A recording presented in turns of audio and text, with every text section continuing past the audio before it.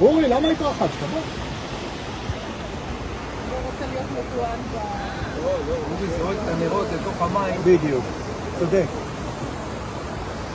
ברוך אתה אדוני אלוהינו מלך העולם אשר קידשנו במצוותיו וציוונו להדליק נר של חנוכה. אמן. ברוך אתה אדוני אלוהינו מלך העולם שעשה ניסים לאבותינו בימים ההם ובזמן הזה. הנרות הללו אנו מדליקים על הניסים ועל הפורקן, על הגבורות, על התשועות ועל הנפלאות שעשית לאבותינו בימים ההם ובזמן הזה, על ידי כהניך הקדושים בכל 8 ימי החנוכה.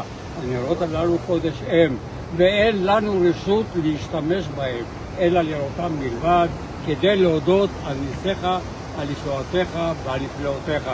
ברוך אתה אדוני אלוהינו מלך העולם, שהחיינו וקיימנו והגיענו לזמן הזה. אמן.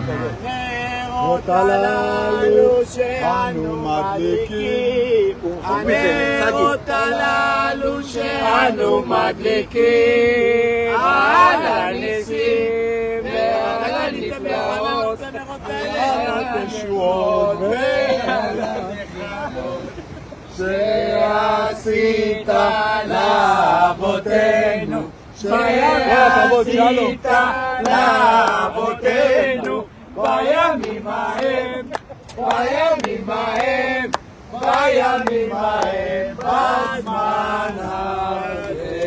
רגע, אבל אבשלום, חכה, צריך להגיד מילה ללוחמי צה"ל, צריך להגיד מילה לחטופים וגם לחללים שנפלו. אנחנו מקווים בעזרת השם שכולם, שהחטופים יחזרו בשלום. כמה שיותר מהר. אמן. ושתיפסק על המלחמה הזאת. אמן. ולזכרם של ננצח במלחמה, וכל הקווים האלו